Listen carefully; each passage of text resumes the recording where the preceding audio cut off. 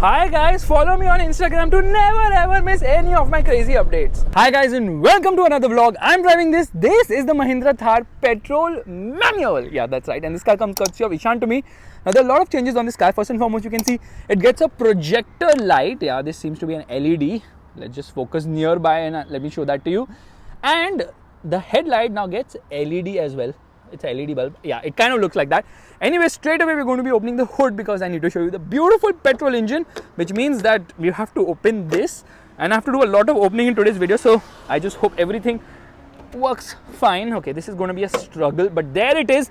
That is the petrol engine, the M Stallion motor, and it says caution. मैं डर गया, मैं रख देता हूँ वापस. Sorry about that. Okay, now putting this back into place can be a bit of a task with one hand, but here we are managing it somehow. And the car doesn't get bigger wheels or any flashy modification. This still uses the same grille. That's the reason it kind of looks stock as well. And coming to the side, it's the regular Thar. Yeah, nothing has changed. Thankfully, it is the hard top, so it's not going to flap around when I'm going to give it the beans. Coming to the rear, he's fitted some company accessories. First and foremost, there's a reverse parking camera here. Come on, Mahindra, this is something which you should have offered as standard, but the camera is pointing this side. I don't know why. Maybe he wants to park in this bush. Anyways, let's open the tailgate, and here you get a tray. So first and foremost, I need to press it like this, and then I'll press it here. And on this tray, you can seat another person when you keep the tailgate open and drive the car. Just kidding, it's so that you can do a barbecue probably. Anyways, let's shut this for the moment. And that's about it, okay? I know you guys are looking for modifications whenever you see anything new in this car, but I'll tell you what, it has got these tints, which the owner obviously says is legal. And I completely believe him. It says Mahindra here because it gets this sun blind as well. Now, it gets this amazing seat covers, which look really nice. Thar is written here. Beautiful, very comfortable, and AMG inspired red seat belts on this car for all the seats, of course. Faisal, that's logical, right? You can't have red seat belts for just the front passengers. The rear ones will get really pissed. In order to not piss them, well, he's also given it a center, like a side armrest here, along with twin cup holders and a mobile holder. But he decided not to give USB charging sockets because he's like wiring cutting. I don't want that to happen. And you can just pull and remove that if you so wish. Storage space is plenty here, yeah, below the armrest as well, and the same has been replicated on that side too. Meanwhile, it gets an updated audio system, and here is the amplifier. So he decided to put it below the driver's seat, of course, because people actually step in and get in from here. So that's a very bright and good idea as well. I kept the seat ahead so that I don't forget to tell you about the amplifier, because this car has got an updated audio system as well, and it has got two components at the front, and then tweeters, I think, are the stock ones and all those changes have been done just to improve the audio quality. Audio is so important that I'm actually, okay, I need to push, okay, I have to use this lever, which means I have to keep the phone down, and here we have pushed it back. Let me push the seat all the way behind because I need some space, of course. Leather wrapped steering wheel, which looks quite nice, and the best thing is the audio system in this car. So we are going to play an audio right away. Listen to this.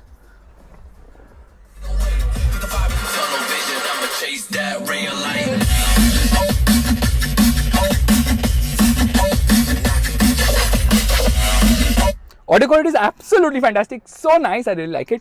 And there's a switch here lever, basically. I think it is, I can't really see it, it's for the sub level. So basically it is for the audio system perhaps, and obviously everything else remains more or less the same, but these certain modifications which are not flashy and doesn't aim to make the car look like a Jeep Wrangler is really nice, because everything is sort of on the inside to make the whole comfort level go through the roof, which I really appreciate. This has not been removed yet, such an Indian thing to do. Anyways, I like this. The infotainment system is really nice. 7-inch unit, has a lot of information and works fine as long as it works, because there were some flaws in earlier units. I think they must have resolved it by now. And the instrument cluster also nice. It says check tire direction because it takes a lot of log to take a U-turn in this car. Overall quality is decent, but a lot of hard plastics. But why are we even talking about this? It's all about the petrol manual today. So let's start driving right away. Alright, we're all set to go, which means turning on the car.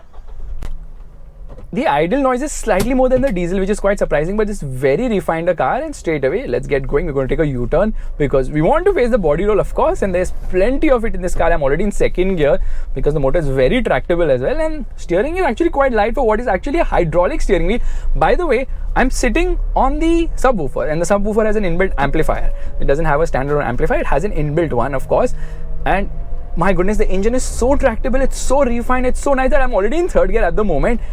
You know, this is the fastest Thar. That's right, this is by far the fastest Thar because this is the petrol manual. The petrol automatic is as fast but slightly slower by I think almost half a second, because it will like shift up very early, although there is nothing in the top end of this vehicle. And then you can see the mid-range is so nice that I'm already in 4th gear by 60 kilometers per hour. That is the level of performance, I would say. So the diesel is obviously the de facto choice because of the better efficiency. This one will return somewhere around 6 to 7 kilometers per liter. I think this will return better than the the petrol automatic. But there's a fun of driving a manual car, and this petrol really captures it because this is a 2-liter turbocharged direct injection petrol engine which produces 150 horsepower, and the torque output is 320 Newton meters, which is actually 20 Newton meters more than the diesel. And the fun fact is that it has a wider torque band when compared to the diesel, so 1500 to 3000 rpm. Meanwhile, the diesel has a torque band of 1500 to 2700 rpm. 300 rpm more you get of a wider torque range, which results in performance being absolutely exceptional. You can make quick overtakes like this, and because you're shifting your own gears, you have so much fun doing it. Obviously, there's this vertical movement, which is a given considering this is a body on frame platform, so it's not the most comfortable car in terms of ride quality because you can feel that movement happening all along. The lumpiness is there of the body on frame platform, although the suspension is tuned fine because now you have coil springs at the rear, which kind of reduces the articulation angle. Now you know what wheel articulation that is. This is a car which is absolutely a gem off the road, wide track and all the hardware, which you're not going to be testing today. We are going to be testing the petrol's performance, the petrol manual's performance, because I've not even come close to 30% of the performance, and I'm really smiling because a manual is a manual is a manual. And here we go, and I'm just short shifting. Okay, gearbox is fine, the throws are long, but it gets the job done.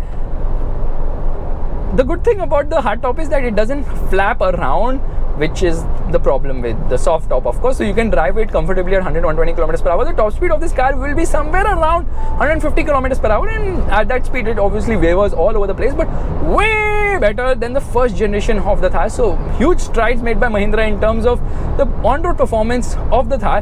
Brakes are nice. Yeah, the brakes are actually better on the manual than on the automatic because they were not able to calibrate the pedal properly there. Now, I was telling you, this is the fastest Thar, okay? It goes from 0 to 100 kilometers per hour. Well, why are we even talking about it? Let's stop here and let's launch this beast. Where's the hazard light? Here it is, to see exactly how fast this car goes because it is stellar quick. Traction control off into first gear, hazard light off, and off we go.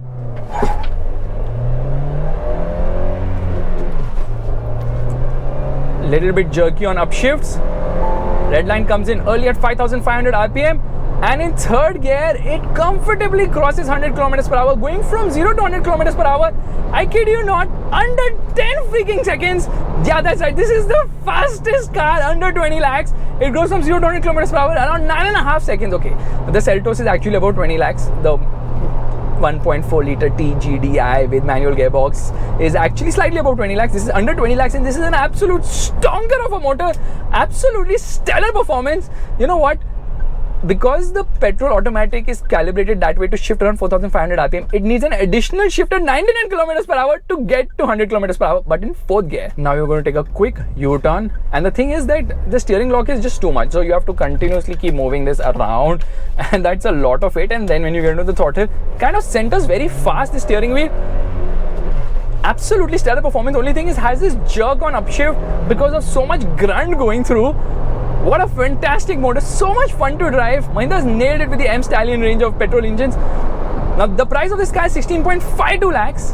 You have to pay 1.8 lakhs extra for the automatic, which doesn't seem worth it at all, and you have to pay just 60,000 more for the diesel, which kind of seems worth it for obviously the better fuel efficiency. However, the petrol manual is actually the entry-level engine because it comes with the AX, which is priced at around 15.8 lakhs on-road Mumbai. All the prices are obviously on-road Mumbai, and then you realize that the petrol manual is an absolute phenomenal engine. I can't find any fault with the powertrain other than the fact that it kind of has a drinking problem, but that said, mid-range is so stellar. It also has this amazing in-gear acceleration. I know that continuous movement is not the best, and then the steering has this kickback effect also. When you're going through a corner or when you're going through a pothole, you can feel that kickback coming through the steering wheel, but otherwise it's a very fun car to drive, and it is capable of conquering any given road. So that's the beauty of the Thar. No matter which powertrain you choose, you just can't go wrong with it. All the engine and gearbox options phenomenal on this Mahindra Thar. Oh my god, the mid-range puts such a big smile on your face now. It's absolutely stunning. Into first gear, traction control you have to turn off because it keeps turning it on.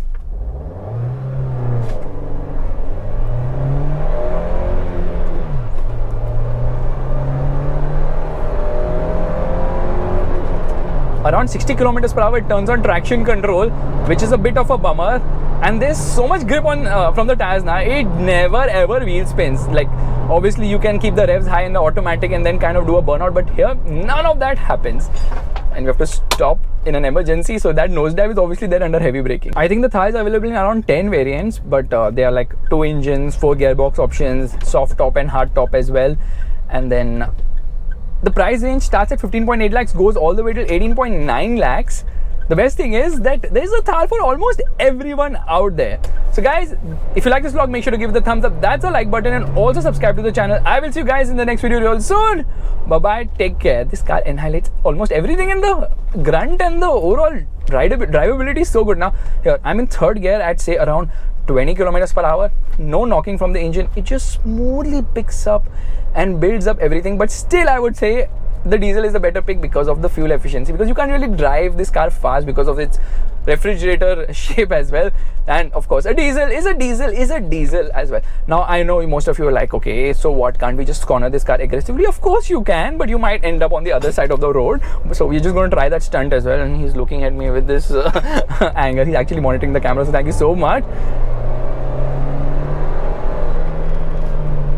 Oh my god, the pull is amazing. And there they see me rolling and I'm out of the car. Bye bye.